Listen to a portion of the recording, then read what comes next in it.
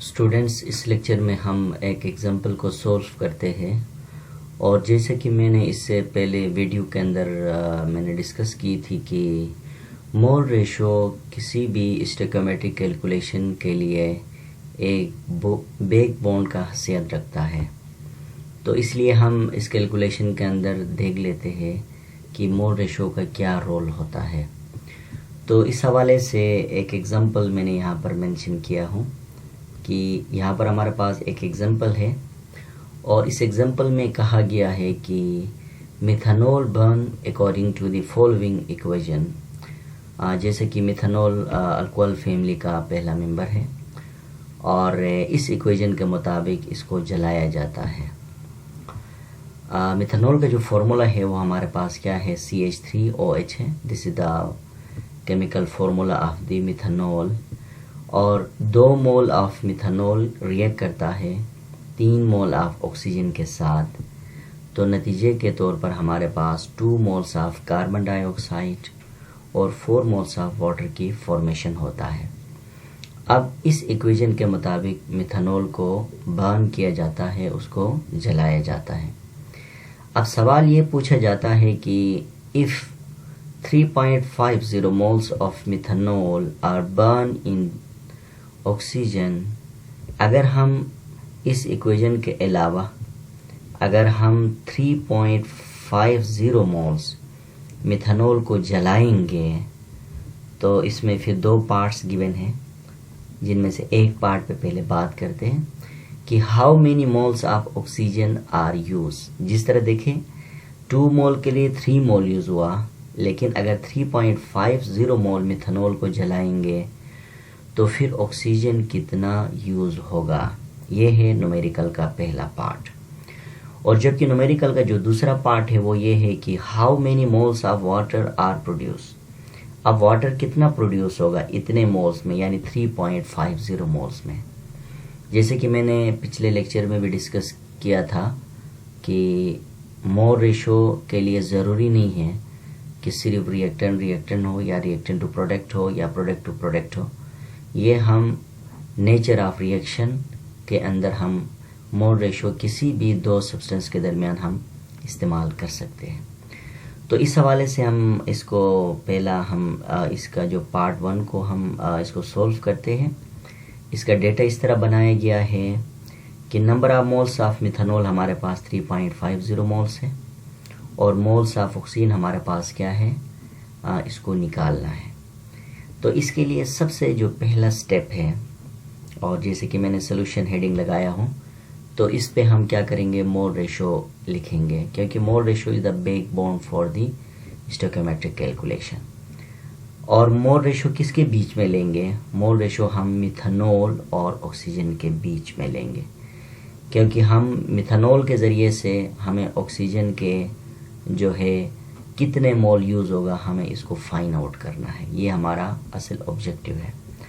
जैसे कि मैंने लिखा according to the balance chemical equation के मुताबिक क्या है, देखें बैलेंस केमिकल इक्वेशन के मुताबिक क्या है, 2 मोल्स ऑफ मिथानॉल रिएक्ट करता है नतीजे के तौर पर 3 मोल्स ऑफ ऑक्सीजन के साथ।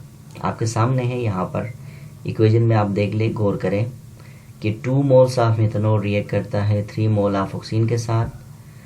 तो अगर इक्वेशन के मुताबिक 2 moles of methanol 3 moles of oxygen के साथ रिएक्ट करता है, तो एक्चुअली क्या है हमारे पास 3.50 मोल्स ऑफ, अगर हम ऑक्सीजन को रिएक्ट कराएं मिथानॉल को, तो फिर कितने मोल्स ऑफ ऑक्सीजन इस्तेमाल होगा।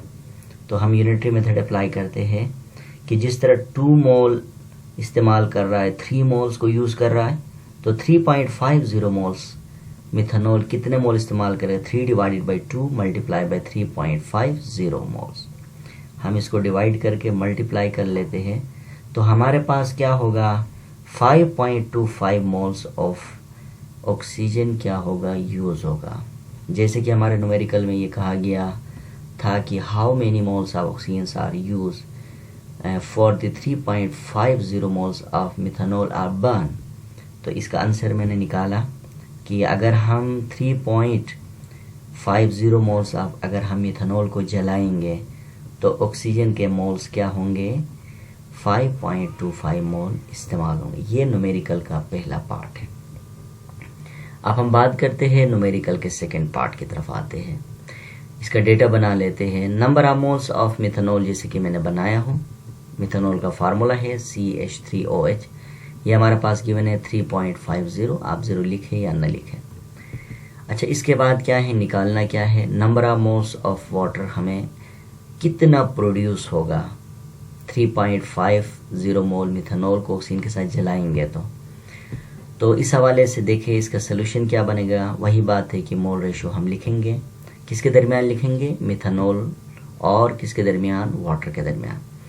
अब आप देखें इक्वेशन पे देखें कि 2 मोल, आप देखें according to balance chemical equation 2 mole of methanol react करता है इक्वेशन के मुताबिक 4 मोल्स ऑफ वाटर की फॉर्मेशन होता है।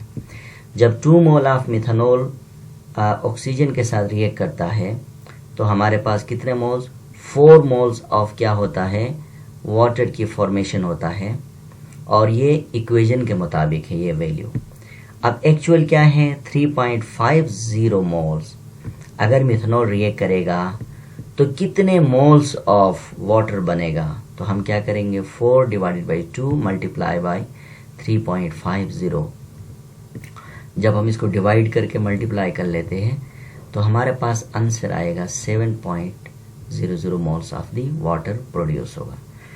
तो इसी तरह से हमने देखा कि स्टोइकोमेट्रिक कैलकुलेशन के अंदर जो mole ratio is the backbone of the stoichiometric calculation, क्योंकि हमने मोल रेशो की मदद से हमने वाटर कितना मिकदार में पैदा हुआ।